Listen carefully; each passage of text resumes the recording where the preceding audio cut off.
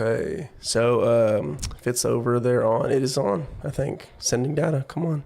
There we go. So anyway, guys, hey, we are talking about the Doctrine and Covenants being changed again today. We didn't really have that many good conversations on that yesterday, but Lord willing, we will have some good Latter-day Saints. Some of our Latter-day Saint friends come up and have some good conversations, Lord willing. So yeah, that's what we're going to be doing. If y'all are watching this after, please be praying for all the people that we hopefully end up talking to, or all the people that would hopefully hear it, to hear the truth and turn away from the LDS Church, Lord willing, God willing, that would happen. So yeah, please be praying for me. Please be praying for those that we do get to talk to and don't get to talk to at the same time. So very, very wide brush we're painting with there. Give me 1 second. Let me hop over here. Come on, work. There we go. But again, yeah, we are chatting about the changes in the Doctrine and Covenants. I have an entire PDF that I've found. Praise the Lord. It is actually pretty useful on Reddit, of all places. And they just put the Doctrine and Covenants, the 1835 edition, next to the Book of Commandments, which was the 1832 kind of original edition of the Doctrine and Covenants, side by side, and they show the changes in the Revelation. So that's what we're looking at. That's what we're chatting about, and hopefully we get to bring up some Latter-day Saint friends to chat about that. So some of the major ones, we started talking with one of my buddies yesterday about this, was D&C 5 in the current Doctrine and Covenants, but it's section 4 in the Book of Commandments. Basically talking about Joseph Smith. He was told this by the Lord. He says that he has a gift to translate the book, and I've commanded him that he shall pretend to no other gift, for I will grant him no other gift. So again, that's what the Lord supposedly told Joseph Smith. But then you go to, and that was published in the 1832 edition of the Book of Commandments. But 3 years later, in 1835, this was what it said. It said, and you have received the gift to translate the plates, and this is the first gift that I have bestowed upon you. And I've commanded that you shall pretend to no other gift until my purpose is fulfilled in this. So it moved from, I will give you no other gift in the original revelation, to you have this gift and you shall pretend to no other until, because this is the first gift I'm going to give you. So it's either that he was going to receive no more gifts according to God's word, or he would receive more gifts. It cannot be both. It is one or the other. And it seems like, and this is why even people like David Whitmer came out and said stuff about this, about the Doctrine and Covenants. I believe the Doctrine and Covenants is what he talked about in his address to all believers. And actually, you guys on the tubes, be looking out for this. I might post it on TikTok. I don't know. But I'm planning on doing like an audio recording, just like of me reading the Doctrine and Covenants, the address to all believers by David Whitmer. Because I think it's going to be a good resource. Quite honestly, I think it'd be a good resource. You can find it for free on the Tanner's website, UTLM, UtahLighthouseMinistry.org or UTLM.org. They have a PDF version or ebook version of it over there. So please go read that. I think he touches on the changes in the Doctrine and Covenants and stuff like that, from what I remember. So anyway, so that's what we're chatting about again. So we got the changes in D&C section 5. D&C section 5, and then we have stuff like, I think it's D&C section 8. What is this one right here? This is section 5, more changes, entire paragraphs removed from D&C section 5 originally. Where's the revelation given to Joseph and Oliver? D&C section 7. Oh, yes, yeah. So and then you have D&C section 7. So I think this one is also pretty damning, I'll be honest. I think there's a lot of ways you could go about the changes in the Doctrine and Covenants. But this one in particular is pretty wild. So it says, this is the chapter heading, a revelation given to Joseph and Oliver Cowdery in Harmony, Pennsylvania, April 1829. So the same year that D&C section 5 was given. According to Joseph Smith, they desired to know whether John the Beloved had tarried on the earth. It says this was translated from a parchment and written and hid up by himself. So it was written by John the Baptist. John the Apostle, and then hidden away. And Joseph Smith is translating this D&C section 7 from a parchment. So so if this was a direct translation from a document, the question is he truly translating it? If he's truly translating it from a document that John the Apostle wrote, why does he go on and add to it 6 years after the revelation was given?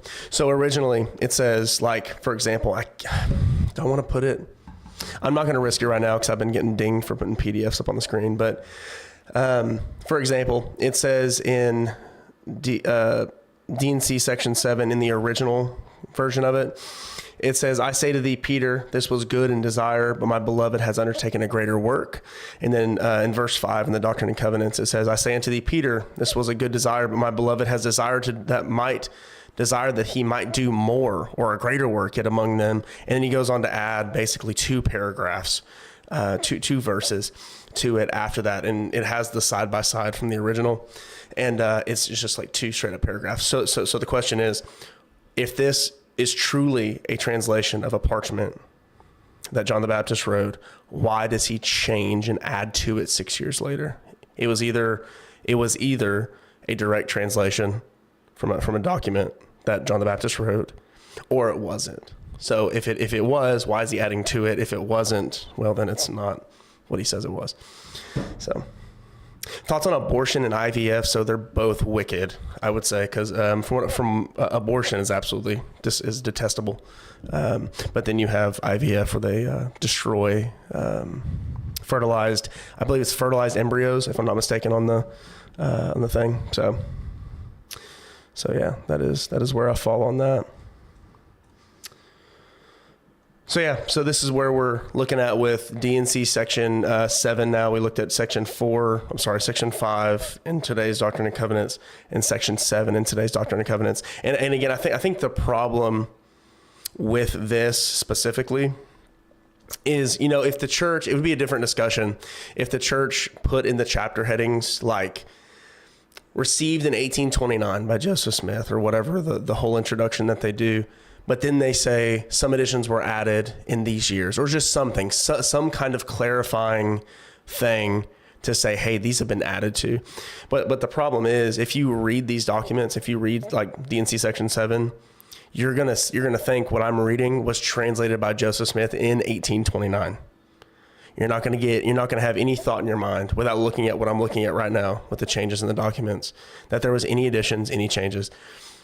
But you read it and you see what I'm reading is from that. It was translated 1829. That's what it says. But there are these massive additions to these documents that we would go on to say is not.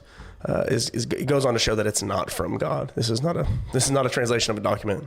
If it is, he wouldn't have been adding to it for whatever reason. Entire paragraphs. So yeah, it is what it is. That's part of it. So we went through section 5.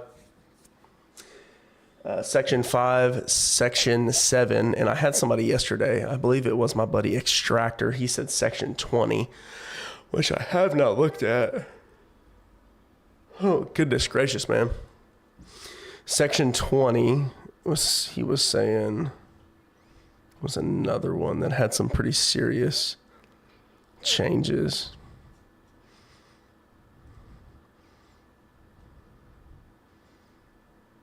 I'm not, well, maybe I misunderstood. Oh, I see. They've added 1, 2, 3. Oh, I wonder where they've deleted stuff. Actually, it might have been that they've deleted stuff. There's a massive addition right there. There's 3 verses added. No, 4. Oh yeah.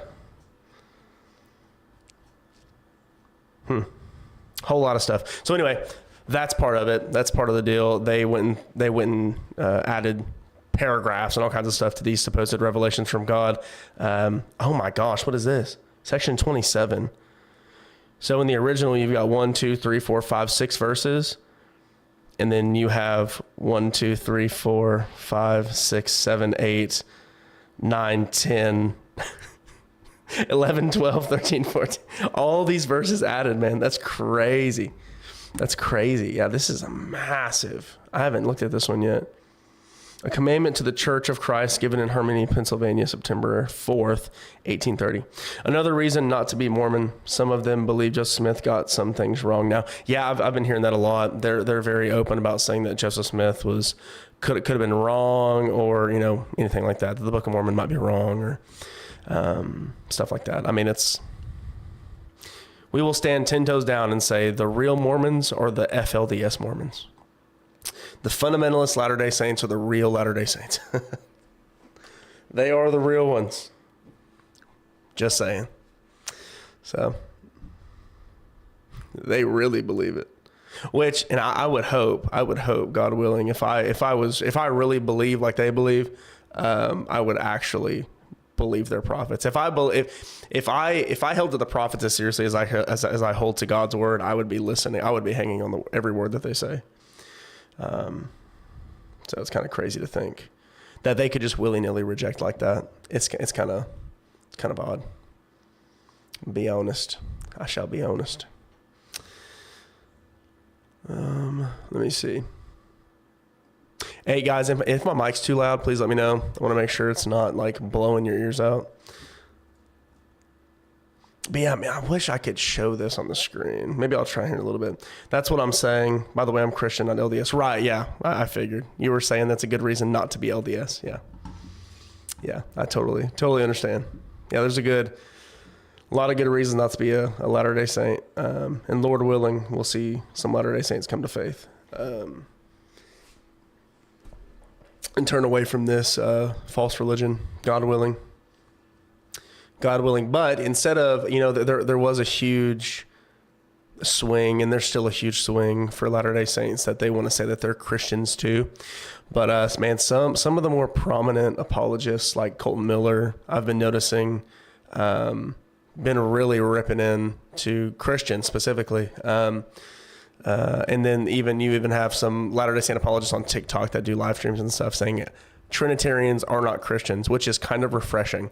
Kind of glad they're starting to say stuff like that, because, well, I would rather have a Latter-day Saint explain to me that I'm not a Christian and try to, because that just says that they believe what they actually believe in what they're saying. So they, stand 10 toes down. We can actually chat, and like go at it, like actually have a conversation.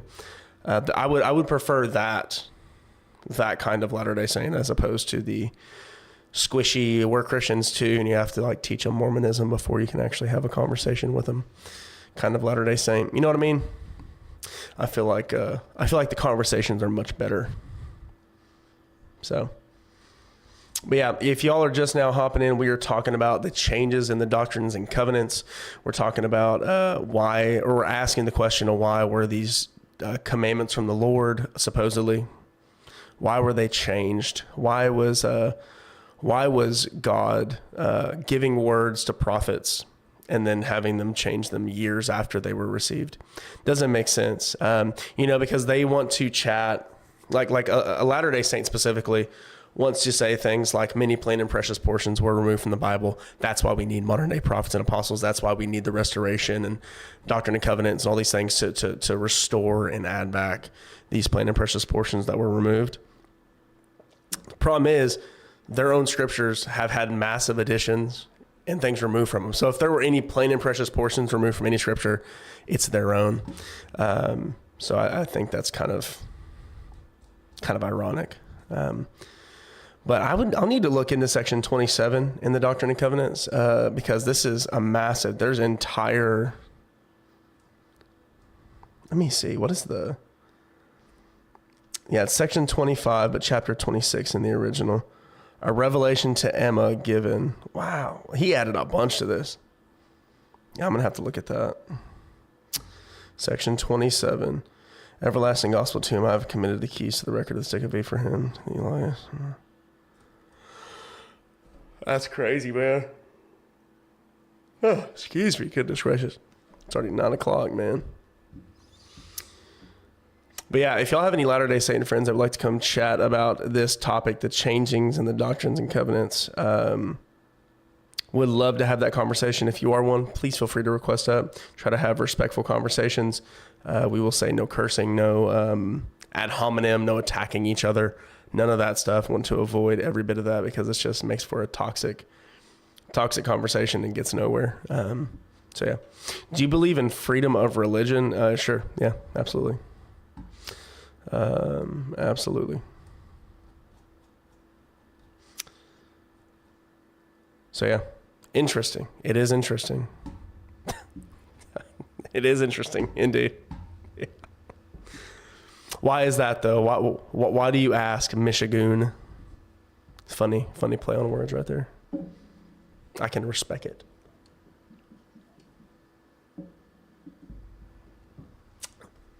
Heard like tapping. Colton Miller is the best. Yeah, he's a cool guy. He's cool to chat with. He's just he's being blunt, which is good. He needs to be. Based on your lives, I would disagree. Why? Because I tell Latter-day Saints that they need to turn from their false religion and trust in Christ. It doesn't have anything to do with religious freedom. It has to do with they're walking off a cliff and I'm telling them to turn around. That's all it is. So it's the exact same thing your missionaries do when they come to my door and say, hey, have you heard about X, Y, and Z? And they give you, where is it?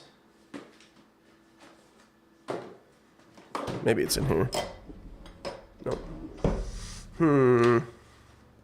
Where art thou?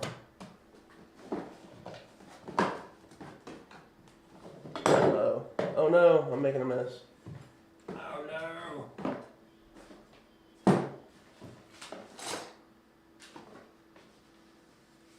Well, I don't know where it's at now. I literally had it yesterday. Anyway, that little note card, not a note card, but the 6-inch by whatever card that has the gospel on it for them. So Mormons are just confused. I would agree that there's a lot of confusion there, but also they're confused, they're deceived, they're self-deceived. And by the grace of God, they'll turn away from it. What did I do with that? I literally just had it. That's crazy. Oh no. But you're not a Mormon. Well, call you, if you're not a Christian, I would call you to repent and believe in the gospel as well. That needs to be done. So, but guys, if y'all are enjoying the live, please tap the live. That way we can get pushed out into the algorithm. Have some good conversations with Latter-day Saints so we can get some good combos going, God willing. I understand it's kind of late, so Latter-day Saints being the productive members of society that they are, they're probably not on TikTok. You never know. Some are. They're more than likely probably going to bed. 9 p.m., which is what I should be doing. But we shall see what happens.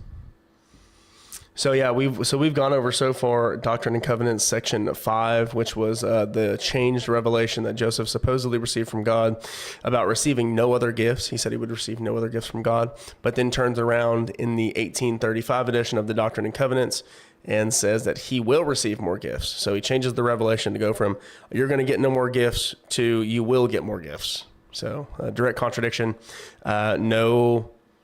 You get no sense that there was any changes. Like I have a quad. I got a quad right here. It has all 4 of the approved LDS texts in there. Got that. And if you look and you read the introduction to DNC Section 5 or DNC Section 7, you don't get any kind of idea that there were additions. This was a revelation given in Harmony, Pennsylvania in 1829, but massive chunks have been added to these. In some cases, massive chunks have been added to these revelations. So question is, did he receive that on that day or did he not? What is the deal? And the church has made as far as I know, no kind of attempt to qualify that, to say this is not all fully here. This is not all fully from 1829 or whatever date the revelation was supposedly given.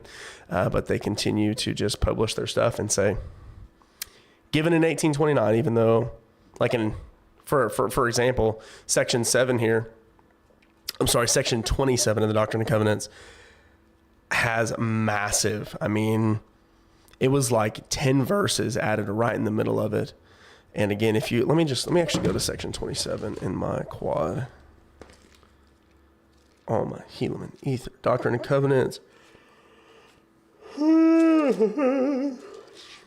Goodness, excuse me. Doctrine and Covenants, section 27. Revelation given to Joseph Smith the prophet at Harmony, Pennsylvania, August 1830, and it has History of the Church, volume 1, quoted in here, in preparation for a religious service in which the sacrament of bread and wine has to be administered. So again, you look at this in a quad from today, it still says this was a revelation given August of 1830. No qualifications that however many, let me scroll down. 27.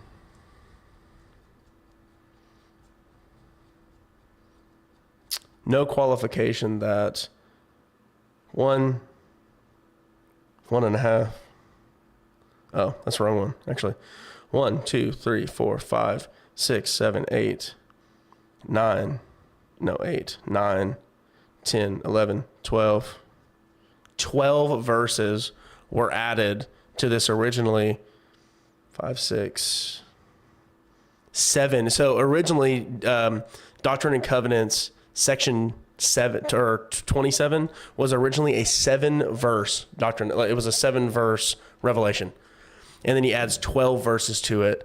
Does not tell you that over, what's the percentage? You got 20 something, 21 verses, no, 19 verses. 7 of them are original to 1830, but they tell you that the entire thing was given in 1830. It's a blatant lie. Literally, what do you want to say? 60% of the revelation, right? 60% of the revelation was given.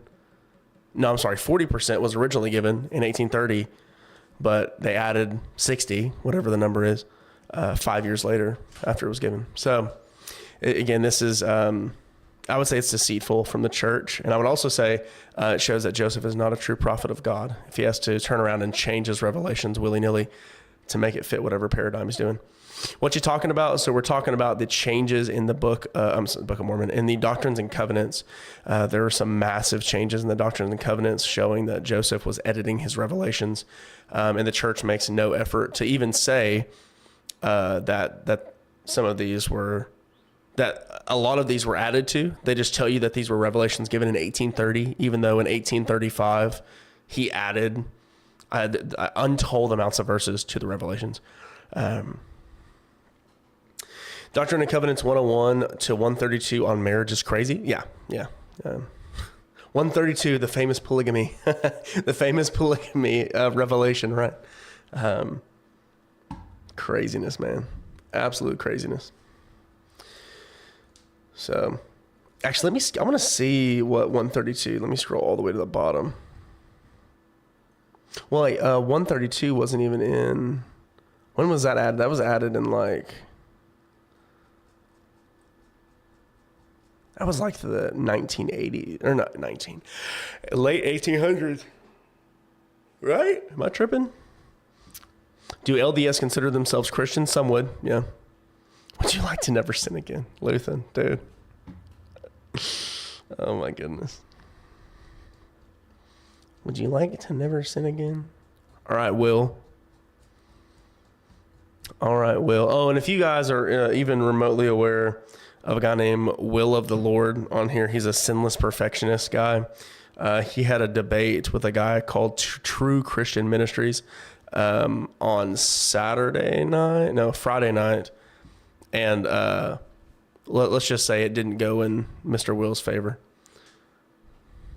It did not go in his favor. It was a wonderful, wonderful time. Also, Iron Man Jarvis and feet washing. Yeah. He ended up confessing to being a King James only perfectionist. God gave a fully inspired translation to the KJV in the 1600s, I guess, in 1611. Yeah, so It's crazy stuff. And he started going off, and they were asking him questions about like, can the KJV correct the Greek, and stuff like that. It was really funny. Oh, and he also said that he knows the mind of Paul and God. It's crazy. God says, no one knows the heart but me. I know the heart of God, or I know the mind of the Lord and the heart of man. So craziness, man. Absolute lunacy.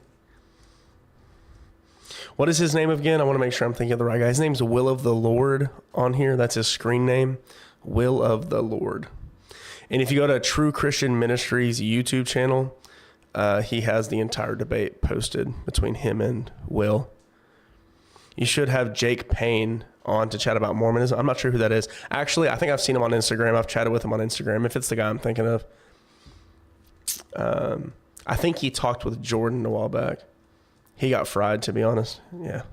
Yes, that guy. Yeah. Yeah, he's big on Instagram. Yeah, he commented on one of my videos a while back on Instagram, and I can't remember what he said, but something about Mormonism, obviously, because that's basically all I exclusively post about. True Joy, my brother from a common mother, Sarah. What's going on, brother? What's poppin', G? The guy said that all children, if they aren't baptized, I don't think does he believe in baptismal regeneration? Will? I don't know if Will believes in baptismal regeneration. Our mother's name is Bethany. Is God Logic's debate with Jacob up? I don't think it's up yet. We had that unlisted link and we were watching it, and man, that was a good debate. And the Mormons really thought that Jacob pulled one over on Logic, and that is just so untrue. But I actually don't know if it's up yet or not. I think they took down the unlisted video because people kept watching it. I commented on there, like on the video when it was still unlisted, and that probably might have sent probably start sending red flags. He's like, why are people commenting on this video? How are people watching this video? Because people are sharing the link around. That's what he was telling me in chat when I scrolled off the link so quick. Yeah, I guess I didn't know that he held to that. I'm so jealous. Well, just gotta wait, man. It'll come out. But it was good. It was a really good debate. Logic did a really good job. But Jacob Hansen did a live stream with the Stick of Joseph YouTube channel. He was on there with like Chandler or Restored Truth on here. He was on there with Restored Truth, Colton Miller, obviously the Stick of Joseph guys, Jacob Hansen, and maybe one other guy. That guy from Ward Radio, the host on Ward Radio, the guy that sits behind the mic booth or the sound booth. They were all on there, and they were saying that Jordan, because they reacted to a big chunk of Jordan's video, because he made a video reacting to that debate. And he said they reacted to it. And what Chandler or Restored Truth ended up saying is that Jordan and Logic have different views of the Trinity. And they were saying that that Logic doesn't fully affirm the Athanasian Creed. But what's funny is Logic was live at the same time. And I sent him a super chat, and I said, hey, bro, the Stick of Jacob Hansen's over on the Stick of Joseph YouTube channel saying that you don't fully affirm the Nicene, the Athanasian Creed, and he said, yeah, they're just lying, So it's a thing. They really thought that Jacob pulled one over on Logic, but I think it's massively the other way around. I mean, it's just like for example, Jacob was saying. He was talking about the two natures of Jesus, and he started talking about. What did he say? He said, he was like, I have a nature. I have two natures too. He was like, I'm a human and a father. So he's talking about natures. He says, I'm a human and I'm a father, as if being a father is a nature. And you're like, I was like, do what? It's not how that works. So it makes you understand like the headspace that he's in.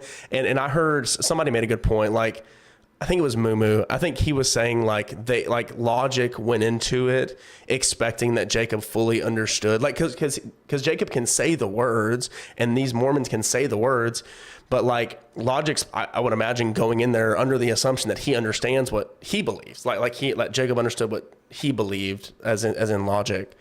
and understood like the terms fully and stuff. But that it seemed like it wasn't the case when he said, I'm a man, or I'm a human and a father, two natures, so it is kind of funny. But yeah, when that debate comes out on Ruslan's channel, you guys have to go watch it. It is not what the Mormons are making it out to be when they're cheering and shouting for Jacob Hansen, man. It really wasn't. So yeah, for real, they don't even know metaphysics. Well, listen, it is what it is, but they can scream and shout and argue, and that's what they do a lot of the time. So not all of them. You can actually find some really nice, not like nice and as in like they always speak kindly, but like nice to talk to people. Like they can hold their own. Like it's when you can talk to a Latter-day Saint who is like firm in what they believe, and you can have a good chat with them. I mean, that's incredible. Even if they're kind of sharp, like that's okay. But like a lot of for some reason, it's become super popular on both sides. I'm not saying it's just the Latter-day Saints, but it's become very popular on Latter-day Saint TikTok and Christian TikTok to just have this toxic debate. It's not even debate. It's just toxic conversation culture, if you want to call it that, debate culture, whatever, where it's just shouting, attacking each other. There is no conversations. It's just ridiculous. And it's pointless. So I've gotten to the point where I just avoid half of these conversations because they just don't, it's never fruitful. And if we're going to proclaim the gospel, we have to do all of what Jesus commanded when he said to do that. He said, preach the gospel to all nations, but he also said, don't cast your pearls before swine. So TikTok live panels are toxic. I agree with you, brother. It can be extremely toxic. And actually, Jordan, do you know if that debate between Logic and Jacob Hansen is fully up yet?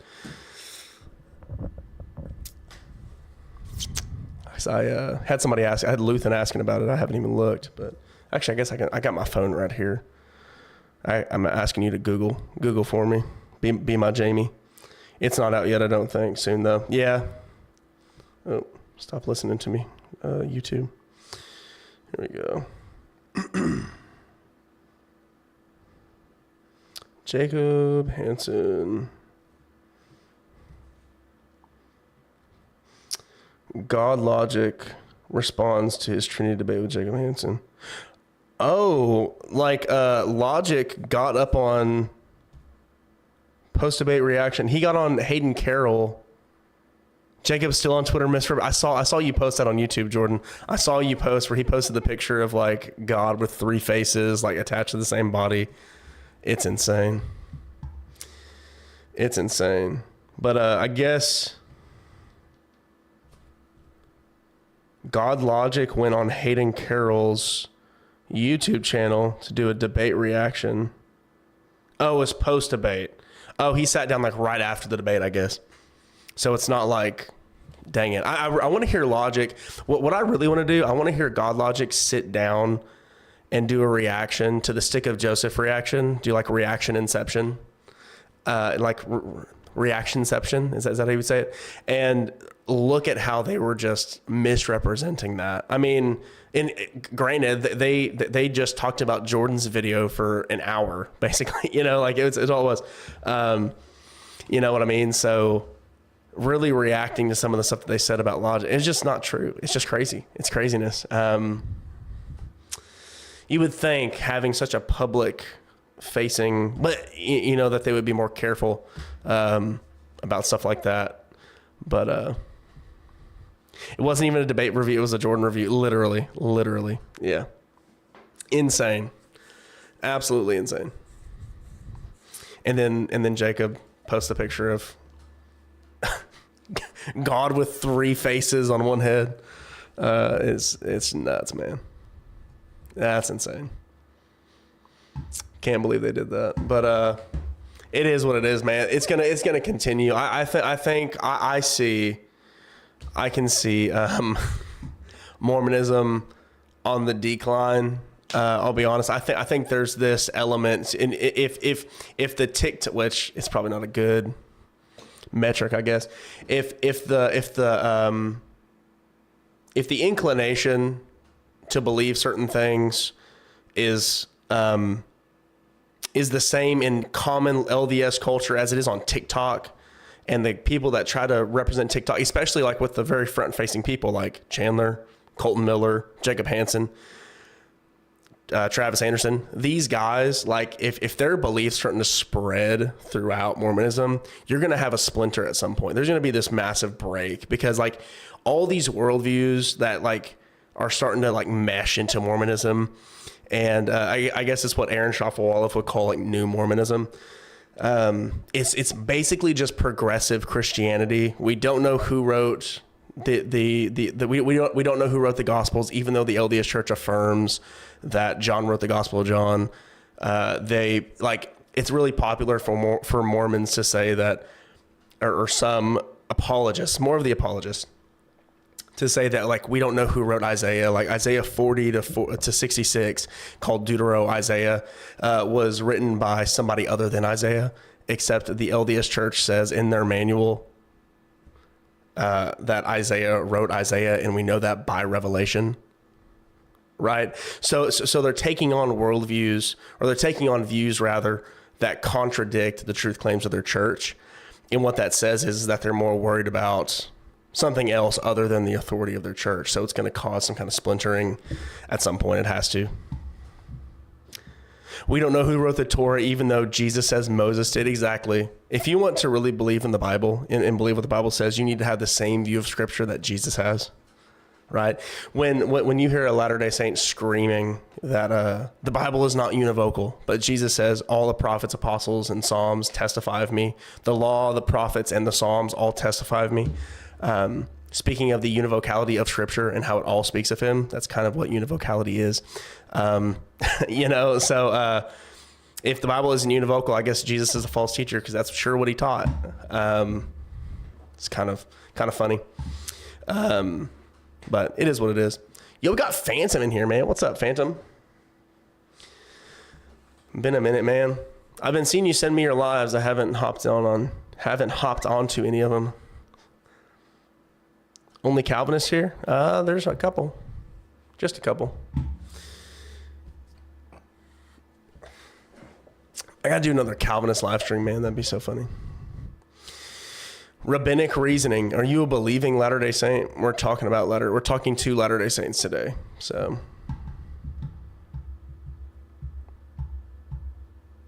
all the Mormons listening to Chuck, well, hey, that's fine. Perfectly fine. Good old Chandler. Keep on saying stuff that's not true to people. When are you going to make a live for everyone? Whenever I want to. Would you love to see a Calvinist? Oh, would love to see a Calvinist live again. Yeah, that'd be fun. I've been wanting to talk to you. Well, I'm sorry, man. My ministry is very toward Latter-day Saints, so not much else. I bet there are other good people that you can go chat with. You talk to LDS only? Yeah, I have a very, very, very large heart for Latter-day Saints. So, in fact, I was walking out of one of the places that I have to go to for work, and there were Latter-day Saint missionaries sitting outside of that place. Don't want to dox myself. They were just sitting there talking. I didn't get to talk to him, unfortunately. All you can do is pray for him. But they were just sitting there, just reading they had like their notepad, like their notebooks out and stuff. It would have been a really good opportunity. I had to get home. Didn't have time to sit there and talk to him, but, God willing, they will come to know the truth of the gospel. I did get to, here's what's awesome. I was on a lunch break and I walked into a Subway, and there were 2 Latter-day Saint missionaries sitting in my Subway, man. And I was like, is this happening right now? And what's funny is I actually brought my lunch to work that day, and I was walking by. I'm obsessed with Subway. Anyway, I walk in, see the Subway. I'm like, I'm going to go over there and get some Subway against my better judgment. And I go stand in line. I look over. I see these 2 kids sitting right there just chatting along. So I get my sandwich and I go sit down in the booth right behind them. And I texted my boys. I was like, hey, please pray for me. I'm wanting to chat with these guys. And this one kid got up and ended up, I got to strike up a conversation. We talked for about 30 minutes. It was pretty good conversation. In fact, what's so rare when chatting with like it's consistency, especially when you're on TikTok. Sorry, I just punched y'all. When you hear somebody seeking to be consistent, which is incredible, you can actually have good conversations. So like with this missionary specifically, we sat down after I got them to, they were sitting in front of me and they got up to fill up their drink, and I called them over and they sat down in my booth and we chatted. Got to talking about, and if you guys are ever curious on how like if you just have 20 minutes to chat with a Latter-day Saint missionary or anybody, like where can you go? Best spot, I would say start in Deuteronomy chapter 18, walk through the test of a prophet. And like specifically like what I did, I asked them after we read the verse, I said something akin to, what does this mean? And they said, well, if somebody has a false prophecy, then they're not a true prophet. And I was like, whoa, okay, well, that's the answer I would give, right? Praise the Lord. They're seeing that. They're being consistent. And I said, does that same standard hold up for Joseph Smith? And the kid I mainly talked to on my left, he sat there for a second and he was like, yes. I'm like, sick. Okay.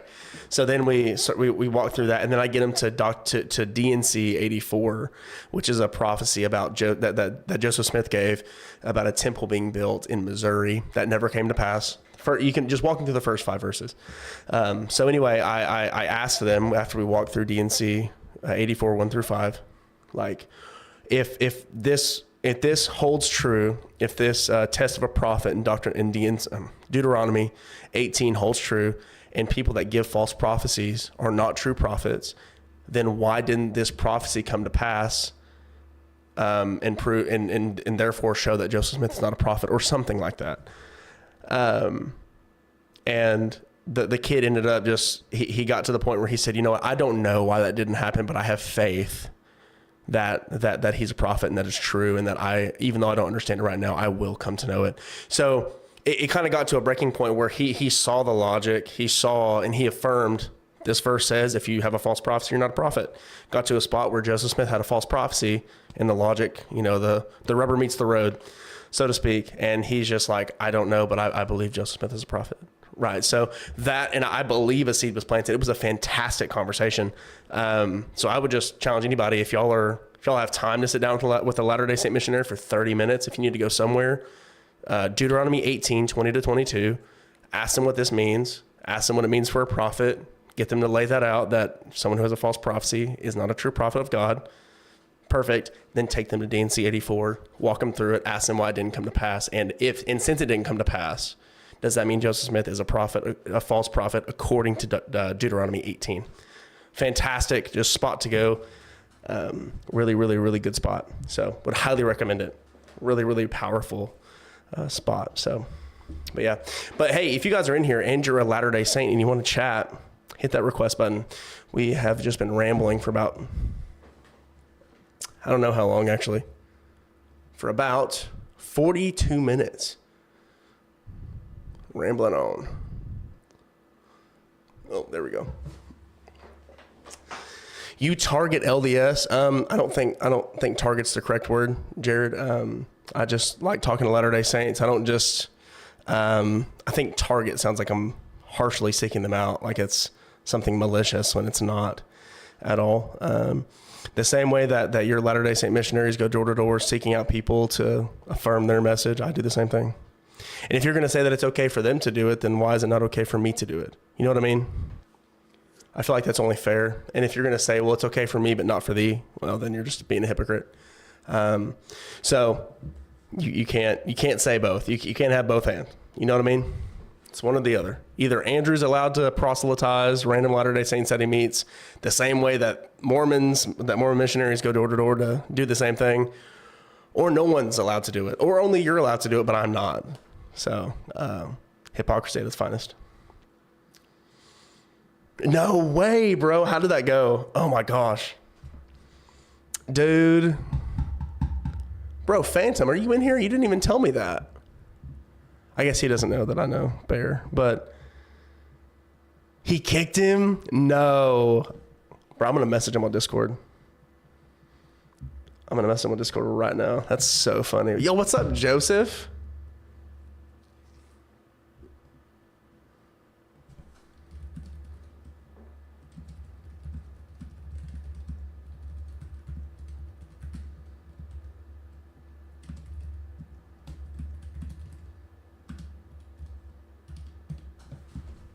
just messaged him on Discord, so I'm so curious how that went, man.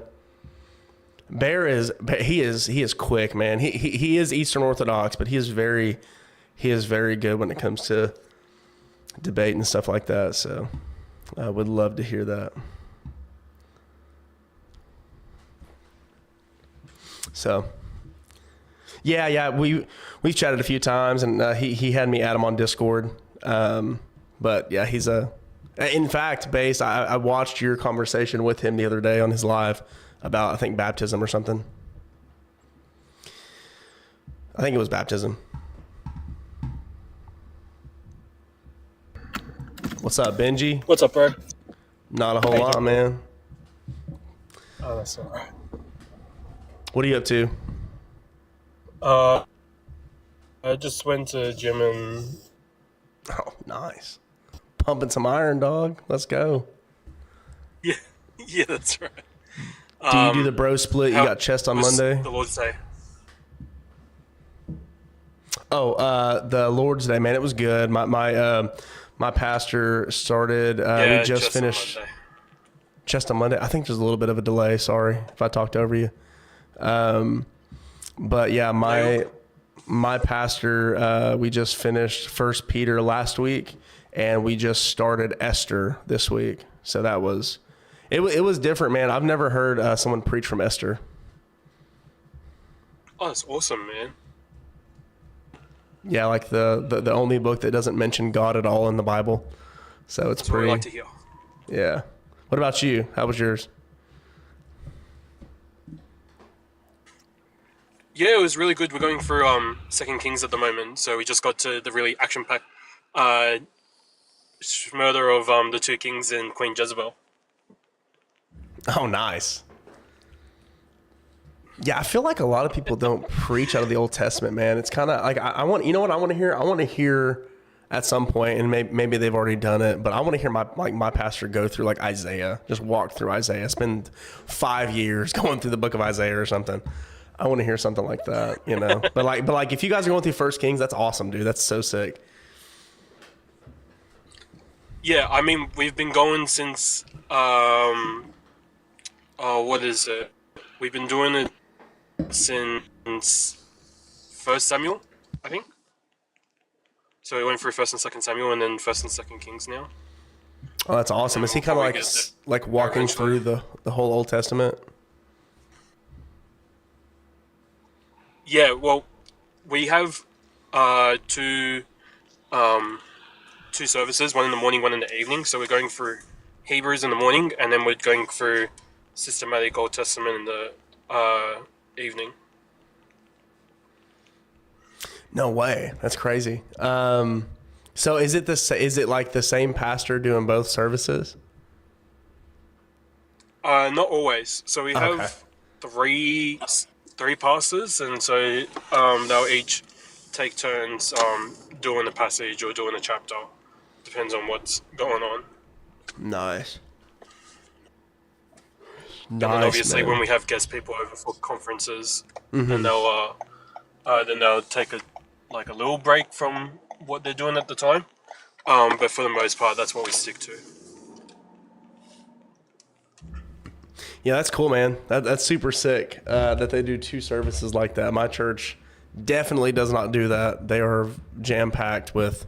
They do 3 services, but it's because we have so many people now that it's basically a mega church at this point, and they're building a new building, and it should be done in like 2 years. Wow. But yeah, it's a huge church, but it's a really, really good, solid Reformed church. Yeah, it's fantastic. I love it. When you say mega church, do you mean like over 1,000 members, or? And I wouldn't say 1,000 members. It's probably 1,200 to 1,500 attend on a Sunday across 3 services. That's crazy. Yeah, so I don't think it's 1,000 members. I actually have no idea how many members there are. So yeah, but it's a big church, man. It gets packed. It is so, and like our building is an old it's like an old Dodge dealership that we bought and made into a church like 20 years ago. and we have reached capacity. It has to, we have to move. And we just sold our building to another church, another church in our area, and they're going to they're going to take over our building and make a satellite campus of some sort right there. So that's just how it is here, man. There's the satellite, satellite campuses. That's something that's new to me, which my church doesn't have satellite campus. Well, that's not true. They have, they planted a church like an hour away from us. And I think they live stream our service to that place sometimes, but I think a lot of times, we'll send an elder over there to preach every once in a while. But I think it's I don't want to say that because I don't know, but yeah, so, but yeah, it's something like that. Really awesome. Yeah. It's a faithful church, man. I'm glad you found something in Australia. I know Chosen, man. I think they finally found one in Australia. Yeah, it's really hit and miss in Australia, to be honest, especially in the reform circles. Yeah. Yeah, there's really not that many around, unfortunately. So if you find one, it's kind of a gem. Yeah, I mean, but we have 700 people on a Sunday at our church, so across both services. You said how many? 700. Oh, so you're not much smaller than we are. So that's a pretty good sized church. You're about, I guess, half the size, I guess, but that's still solid, especially for a Reformed congregation. It's pretty solid. Actually, hold on, I've got a guy in the comments here. Satellite campuses are a joke. Why? I would love to hear why, Joseph. They don't know how to call real men to lead. Well, like I said, we send elders over there to preach. But then at the same time, it's all about money for y'all. Well, Joseph, with all due respect, my friend, how much do your top leaders make per year? $250,000? They pay the president of the church $250K to be the president of the church. So I don't want to hear nothing about how much my pastors make or whatever coming from you when your leader of your church makes $250K a year. So, okay. Don't even want to hear it. But it's also it's satellite churches, it's not a necessity. We're not using it because we can't find a pastor or anything like that. There's different reasons to have a satellite, location. And like Andrew said, you're not just having them just live stream it all the time. They do have people going to pastor the church too. It's not just that. Exactly. And see, that's the thing. While they wait for somebody, because I was told that one of our current elders was thinking about going and pastoring that church, but it's kind of an hour away from where he currently lives, so it might not pan out. But even if you temporarily plant a church and say you do just do the live streams while you're still feeding the flock with good biblical teaching just for the time being while you wait for men to be raised up from the current church to be sent out that way. You just have to do what you do, but people are still hearing the gospel. And I think it's just from this guy specifically, or even Latter-day Saints, they just are quick to criticize, specifically about money, which is, again, weird when your leaders each make $250K a year to lead your church. So, which again, I'm not even against. I wouldn't be. I actually have no idea how much my pastor makes, but I wouldn't be upset if he made $100K a year. Specifically living in Dallas. I mean, you can genuinely. It is beyond expensive to live here, and if he needs to feed his family and keep his wife home, I would happily have him make $100K a year or more. I could care less. Yeah, for sure. So, praise the Lord. It's the same. It's the same for us. We don't. There's a church, in the country that doesn't have a pastor, and so we send our elders to go preach there. And there's one that's gone for a 3 to 6 month stint. Now he's an older guy, he's in his 70s. He's gone to preach there for 3 to 6 months with his wife, and so and we're engaging the church in that way, so that they have good, solid biblical teaching. We're not going to leave a flock without bread to munch on and to eat, because we know that that's what's important, that they continue to eat the bread that God's given to them so that they can continue to thrive as a congregation. Like, we're not going to prevent them from doing that. That's weird. Exactly. He says all the leaders are volunteers. So are you saying that they don't get paid, Joseph? You saying that your leaders don't get paid? Is he saying that the president, and the 12 apostles don't get paid? Let me look. 12, Let's pull it up. The 12 board, the 12 people on that board. And also, like, our elders don't get paid. Only the pastors get paid.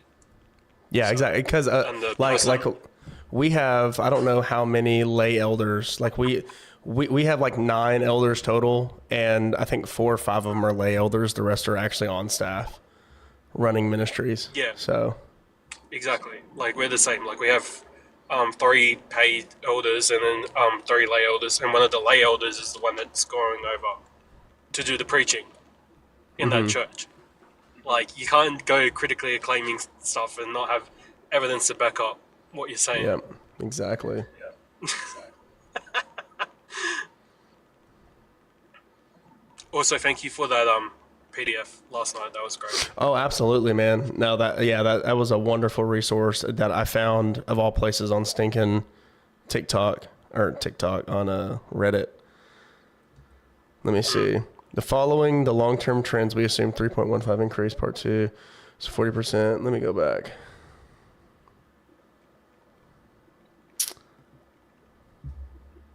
They have a retirement. They do not get paid. Let's pull up the receipts. What did he say? He says that that the senior leaders do not get paid, like the president. Yo, Joseph, you should go chat with MJ about that. She was actually one that told me that they were the ones making like $250K a year. So you should go chat about that. But here's the Widowmite report. For 2026, we estimate 89K in equivalent taxable salary for the living allowance offered to the LDS churches, 130 general authorities. So tell me that they don't get paid.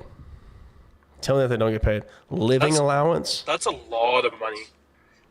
That's a lot of money. Did you say 139,000 for 130 people? 189. 189K. 89. Whoa. Yeah. Let me see. Base living allowance and parsonage equivalent taxable salary. In 2000, it was about 85K. 2011, 119K. 2026, 188K. She told you false info? That's crazy, because I'm looking at the receipts right now. What do you mean? They don't get paid. They own their own home. Joseph, dude, you need to do some more research, man. I'm sorry. That's just not true. Because they own their own home doesn't mean they don't get paid. Yeah. All because they own a home doesn't mean anything. They are getting paid. That's called a red herring, mate. Yeah. Just because they own their own home doesn't mean they don't get paid. That's crazy work, man. Come on, mate. At least do some research before you start spouting off lies. Well, It makes you sound a little bit more believable. This is the Salt Lake Tribune article about this. Let me see.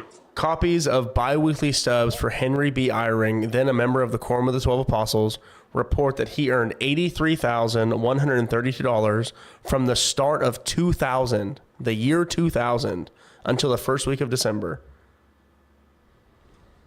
So he was earning $89K for the year from the church in the year 2000.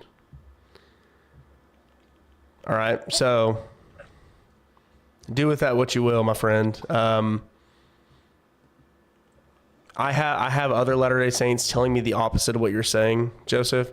And then I'm reading you articles about this exact thing with leaked pay stubs. So yeah.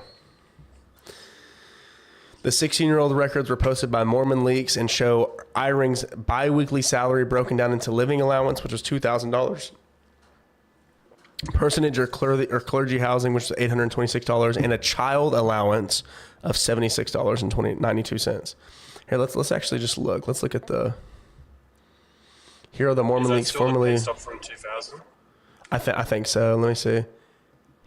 Okay, here's the pay stub, and it has his SSN redacted.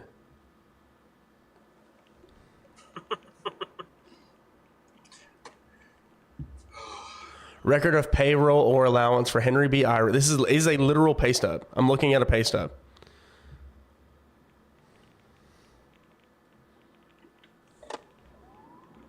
Leaked pay stub, and where's the funds coming from?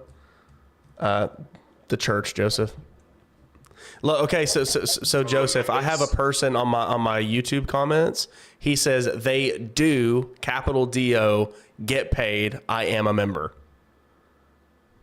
So Joseph, again, other Latter-day Saints are saying something completely opposite of what you're saying, and you're saying that they're lying. And I'm looking at a pay stub. You know what I mean? Like, it's not that I'm lying. It's that I would say that you're lying to yourself and haven't done the research on it, my man. I'm sorry to say that, but I mean, just come on. That's just being dishonest. So. Show the stub. Okay. Well, actually, I'll send it to you, Joseph, because I don't want to get doxxed on here for not doxxed. For some reason they've been pegging me for showing PDFs on here. If someone on YouTube says it must be true. Well, it's the pay stub, man. It's the pay stub. I'll send it to you right now, Joseph. What? So believing you on TikTok is no different to believing someone on YouTube? Right. Literally. Let me see.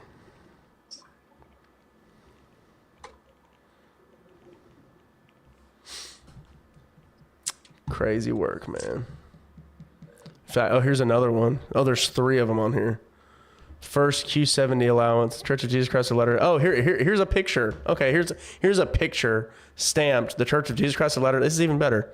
Elder Bruce D. Porter, First Quorum of the 70, Room 203, Church Administration Building. Dear Elder Porter, living allowance increase for 2014.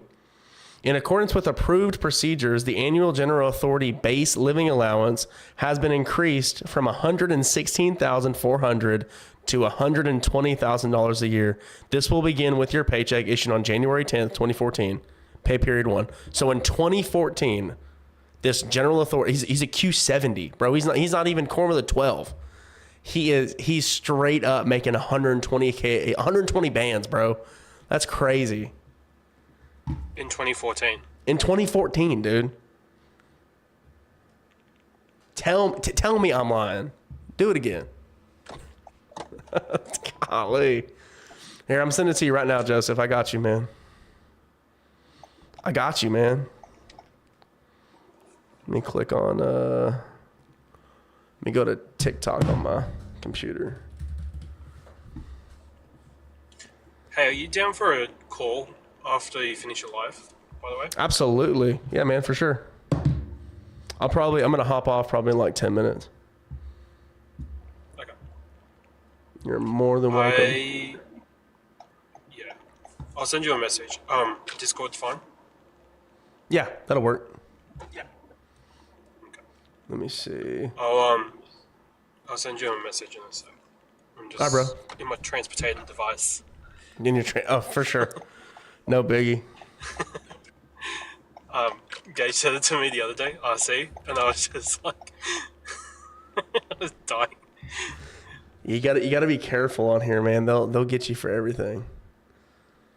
I know, that's why I say it the way that I'm saying it, you know? Yeah, it's so weird. Oh, here we go. Joseph from Texas too. I'm sending you the message right now, Joseph. Joseph, you wouldn't know what's real if it hit you in the face. Yeah, it got sent over to you. So again, we are under the impression, guys, we were being told from Latter-day Saint in the comments that the members of the quorum, the Q70, the 12 apostles, that they do not get paid. But leaked documents from the church literally has it's like a piece of paper, email from them, literally says that his salary, that the annual general authority base living allowance went from 116 to 120K a year. BRB, man, I'll be waiting. Like I said, I'm probably going to get off at 10:10. So, be hopping off. So I will be waiting for you to come back. But yeah, I'm down for a call, brother. Okay, cool. I'm just gonna jump off for a sec because I'm gonna go into a spot where I'm not got service, and then I'll come back. All right, bro. Sounds good. All right, later. All right, I'll see you in a sec. Bye.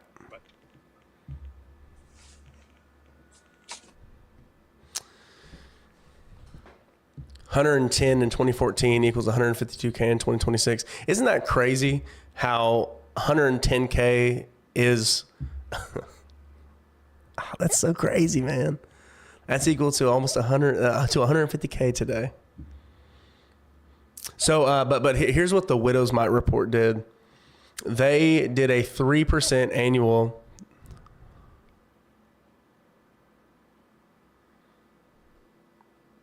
This is not talked about within the church, so a lot of members grow up thinking that none of the leaders get paid, but only the ones you've stated get paid. Right. But the thing with this specific deal, this letter, it's actually a letter. It was sent to Elder Porter. It says the general authority base living allowance. So just all general authorities. And you have the Q70, Q12, obviously the president and his two, whatchamacallits, whatever they're called. Put it on screen. Jared, I can send it to you. Actually, whatever. I'm going to put it on screen right now. We'll see if they get after me. I started sharing my screen and they started getting after me for that for some reason. Let's see what happens. I'm about to end the stream anyway, so. Display capture. Right here.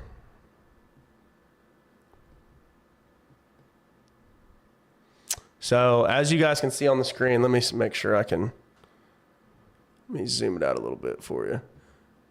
Camera, so, I get it. They don't want you covering your camera. Here you go. Right there. So right there, you guys can see it. I can see it on my phone. Got TikTok or YouTube, you guys won't be able to see it. I guess I can turn the chat off, that way I can see it better, but I can't cover my face because they'll get me.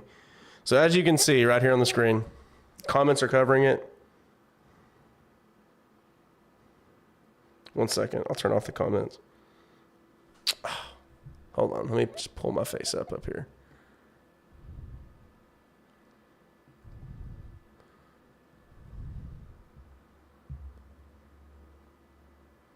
Let me turn off this.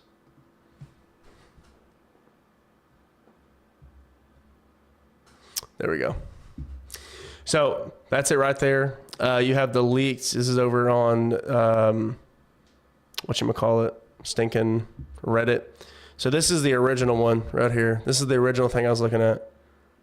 Actually, they probably actually don't want me to show that. That's probably not. That's probably something that will get me in trouble. Showing stuff like that. So I'll turn that off. That's probably a little too doxy, huh?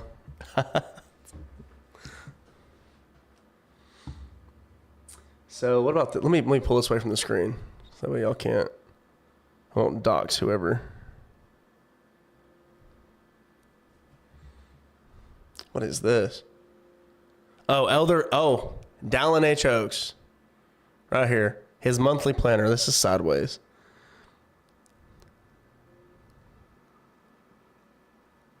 This is from the year 2000.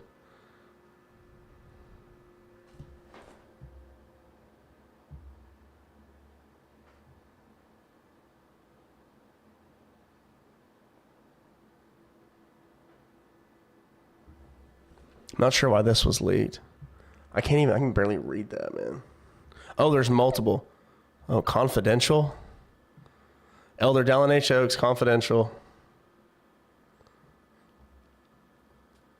Invocation, remarks, benediction.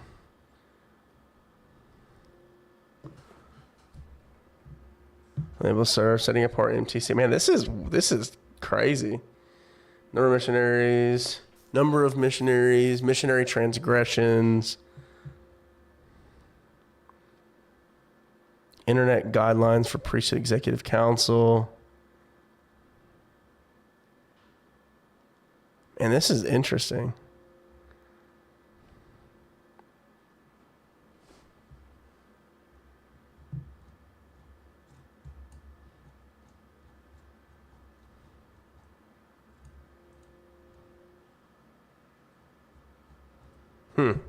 Anyway, so there's that. What is this one? Pull this over. Oops, document not found. Okay, they must have deleted that one.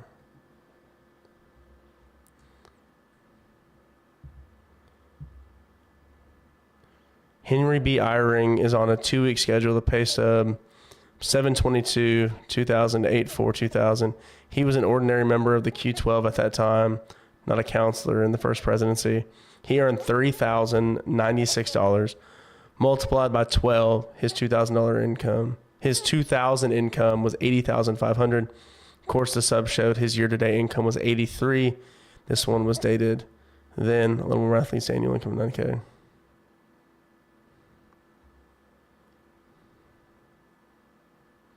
So yeah. So anyway, we got all the good stuff right here.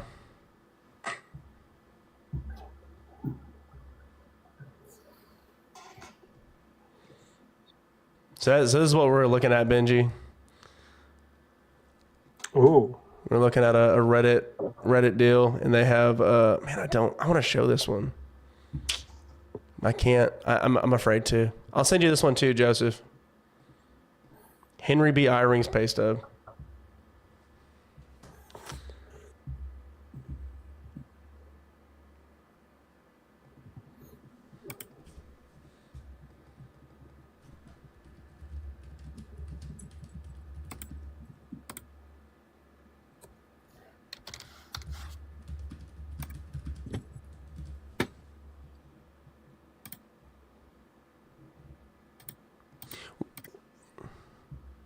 I'm getting off here in just a few minutes, honey.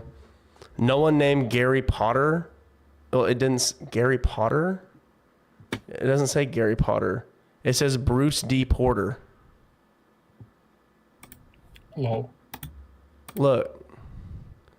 It doesn't say Gary Potter. It says Elder Bruce D. Porter. And I just Googled him right here. This is Bruce D. Porter on the church's website. Birth date. Elder Bruce D. Porter was sustained as a general authority of the 70 of the Church of Jesus Christ of Latter-day Saints, April 1st, 1995, and then till I think it said 2003. He died in 2016. Look at the signature. So Gary B. Porter, second secretary to the presiding bishopric. Let's look him up. Let's Google him. Go back. No. There it is. Gary B. Porter. I can't like copy that. Gary D. Porter, LDS Church.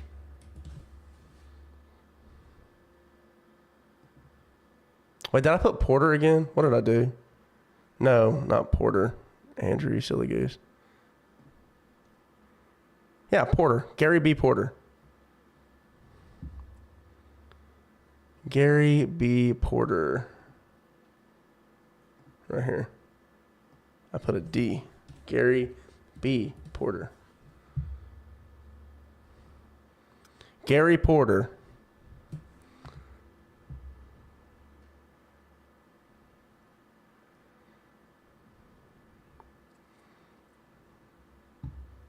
Maybe it's not the same dude. Gary Porter, LDS Church.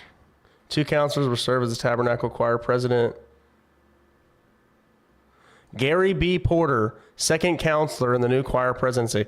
So, 1st counselor and Gary B. Porter. So this dude right here apparently already works in the church.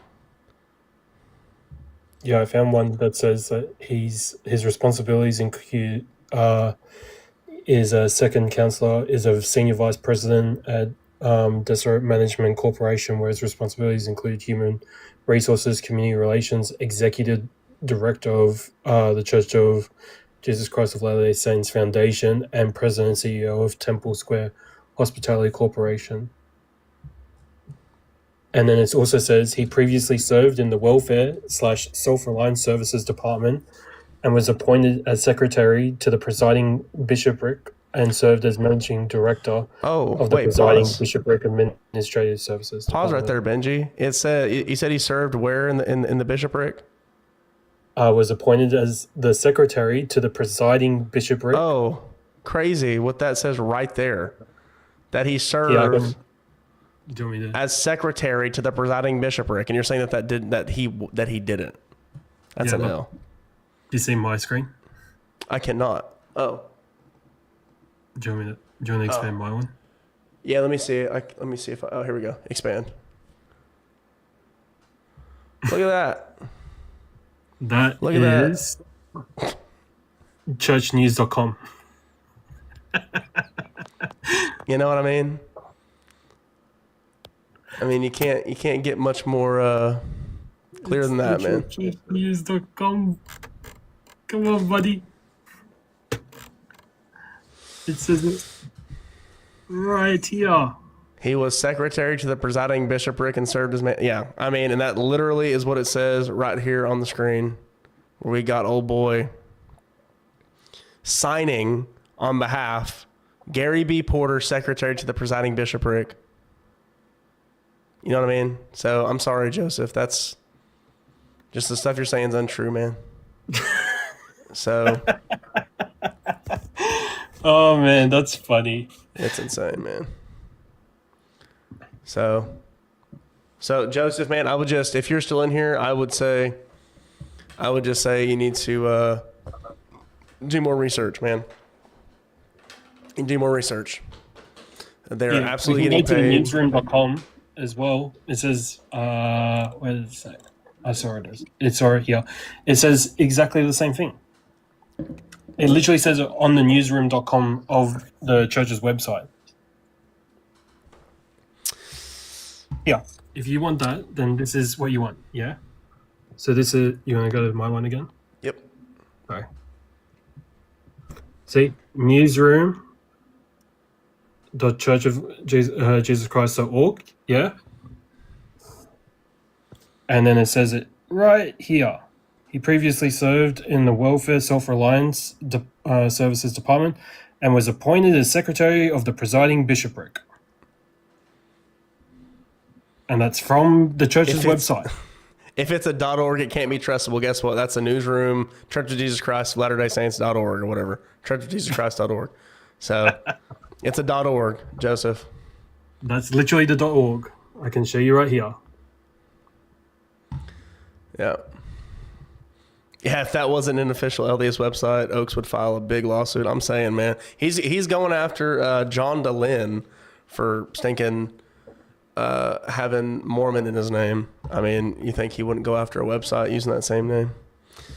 So, anyway, I think we have shown that Elder Bruce D. Porter, who was being written to about his increase in his allowance from a measly $116K a year to $120 raise. He was being told about that, and it was signed by Gary B. Porter, which we just obviously showed was exactly in that spot. And you were saying that person didn't exist, Joseph. So yeah, I'll just say, man, need to do the research, and your guys are definitely getting paid. So so all of this came to a head, man, Joseph, because you were saying you were coming after us for saying that our pastors get paid. And I was saying, man, I would be ecstatic if my pastor made $100K a year or whatever he makes. I don't even know. Dude needs to feed his family. He is worthy of getting paid a good salary to live in the place that we live in. I don't care. He's a wonderful, godly man and deserves that, spending his life pouring into us. So could care less, to be perfectly honest, but your church is basically paying your president's pretty hefty salary in 2014. So whatever that would, and in fact, this is here. Let me show this too. So this, what did I do? I messed up my. Do this and then. Haven't said anything since then. Since Do we what? proved him wrong. Notice how Joseph hasn't said anything since we proved him wrong. Exactly, Joseph, man. I would just call you to really do some study on that, dude. Please do some study. So here's the widow's mite report. What they did, and obviously this is, people don't like the widow's mite, but so what this chart is, this is where they took, live is visibly restricted. It did it again. Your live is not eligible for recommendation and restricted in search results because it contains unoriginal or reproduced content. Dog. All right, whatever. Anyway, so they've got all the stuff right here. This is the widow's mite. They did a 3.1% annual increase from 2000, which we had the 85K. We talked about that originally. 85K.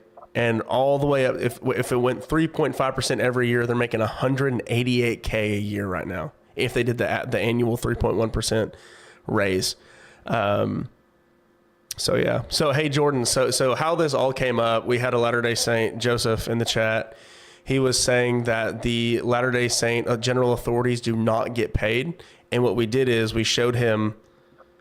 Well, these are check stubs, but then they also have this notice from 2014 telling this elder Bruce D. Porter that he was going to get a raise from 116K a year to 120K a year. And basically people were saying that it's fake, that it's, all kinds of stuff. But we have researched Mr. Gary B. Porter, the guy that signed down here, that served as secretary to the bishopric, to the presiding bishopric. He did serve that role. We showed that on the church's website. Bruce D. Porter was a Q70, and he actually was getting paid 120K a year in 2014. So this is how this all came up. So guys, if we have learned anything, if you want to make a good hefty salary, work for the LDS Church. That's what we've learned today. So yeah, sounds like someone is believing the gaslighting. I'm saying, man, we got it. What's up, JD? But then they make claims, and then they can't even back up their claims. Like, we're able to provide evidence to show that these people are real, that these people are part of the church, and they're getting paid. And they're getting paid these amounts, and you can't provide any evidence to show that they're not. Exactly. Hey JD, I'm only gonna bring you up here for like 5 minutes, and I gotta get off, dude. I got work in the morning. So yeah, no worries. So yeah, what we were just talking about. Yeah, about what? We were talking about the presidents getting paid, the Q70s, and all these guys getting paid by the church. Why is that bad? Well, so it's I mean ultimately it really doesn't matter, but we had a Latter-day Saint in the chat saying that that all of our pastors care about is money, and I said, well, okay. your president and all the the quorum guys get paid like hundreds of thousands of dollars a year, and he said they do not get paid, and so we were showing check stubs and stuff where they do actually get paid. So yeah. That was the whole point of the conversation. The thing is, though, it's not really run. Pastors are a little bit different. What do you mean? Like, they're technically uncapped. Pastors are uncapped? Yeah, pastors are uncapped. They're on a salary. What do you mean? What do you mean pastors are on a salary?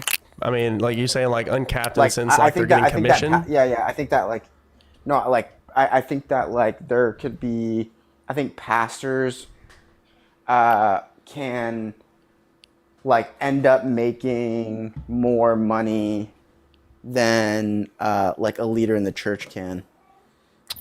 Well, I mean, even though our church is more wealthy, I think that, like, mega church pastors can Are you make, talking like, about like Reformed church pastors, or are you talking about generic evangelical like Kenneth Copeland. like mega pastors with like, you know, on an individual level, they will make way more from their membership than an LDS like leadership could. No, I disagree with that.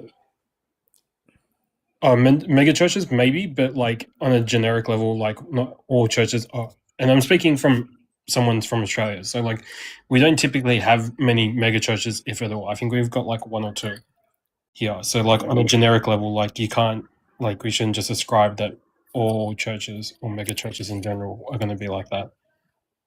Mm. Well, it looks here. It says the word says my congregation votes every year in head of household meeting on our pastor's salary. That's pretty solid. I think if most churches ran that way, I think that would be that'd be good. Less Well, sketch. we do the same in our church. Like our congregation knows, because we have a membership, obviously, and our membership agrees with the budgeting that the accountant that runs the church finances puts out, basically. So we see what all of our pastors earn, and where all the money is allotted and ascribed to based on different things that are happening, like whether it be mission giving and stuff like that as well. So That makes sense. Do you guys have problems with like, so our church is like becoming the most wealthy centralized like church in the world? that's not Um, that's not the point we were making. We were just saying I that know. somebody was Is denying that. no, yeah, no, I would never. Like, if they're denying it, it's just out of ignorance. Like, and a lot of missionaries say, like, "Oh, yeah, our leaders don't get paid, and yours do," and then they'll like quote the scripture and say, like, "Look, the scripture says like leaders can't get paid," and I think that's just ignorant. Yeah, because they get paid. They get paid pretty good. I mean, they're looking at roughly like 180K a year at the moment, so it's pretty solid. Yeah. That's assuming the 3% increase, though. I mean, dude, if I if I were to invest, like, I'm hoping to get my personal salary to 300K at some point. Slay Like, King. if I could get my salary to 300K, right, and then I was called to be a leader in the church and devote 100% of my time to that, and drop to 180K salary, like, that would kind of hurt. I mean, if you're hurting making 180K a year, I think there's something going on. I mean, 300K salary, like, drop down to 180K. That's like, that's pretty bad, dude. Yeah, but why are you increasing your lifestyle to that you would need 300K to sustain it? That's true. Well, I would just say, like, if I'm living a $300,000 lifestyle and then I got called to a like position of church leadership that only paid me 180K, I think it's okay. You're going from the other side of what I'm asking you. I'm saying, why are you needing to have a 300,000K lifestyle to begin with? Oh, well, dude, if I make 300K salary a year because that's what I'm worth in the marketplace, and then I get called to a church position that requires 100% of my working hours, and I drop to 180K, like, that's a huge lifestyle shift from making 300,000 to working full time to working for the church full time for only 180K. Like, that's a huge sacrifice. I get that, but I'm saying, what's the point in having that lifestyle to begin with? You shouldn't dude, if I make that money for the Lord, because the Lord is providing that to us to begin with anyway.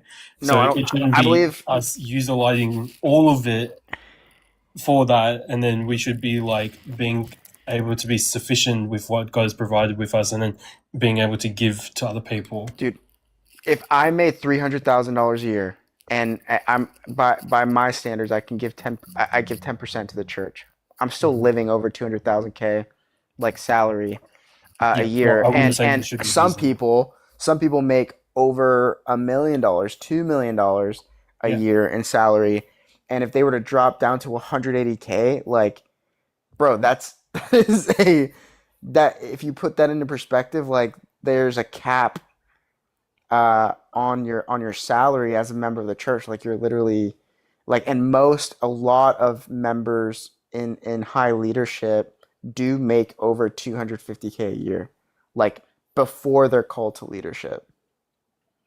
Like there's a lot of wealthy people called to leadership. Like that's a huge sacrifice. You're talking about in your church, right? Yeah, in the church, yeah.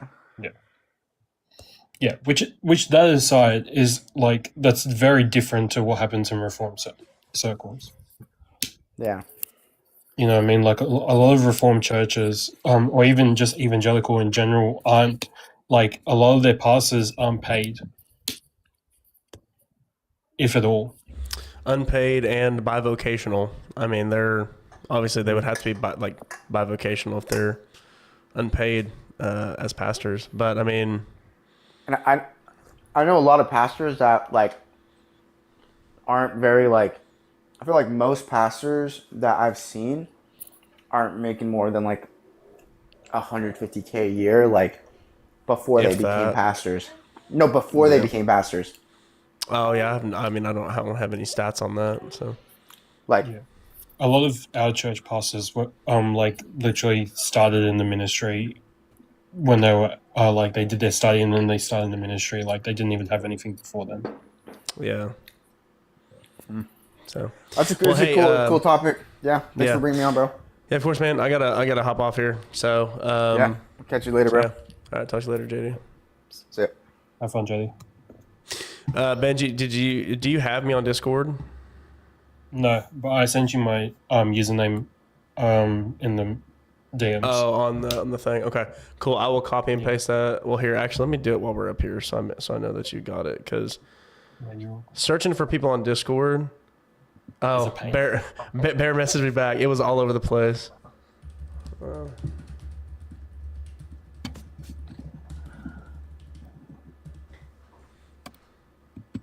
That's so funny. Let me see. You said it was on TikTok. TikTok.com. Messages. There we go.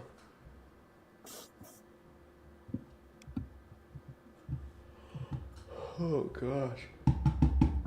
There we go.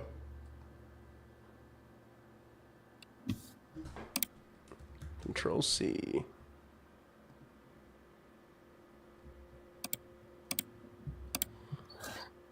Find or start a conversation.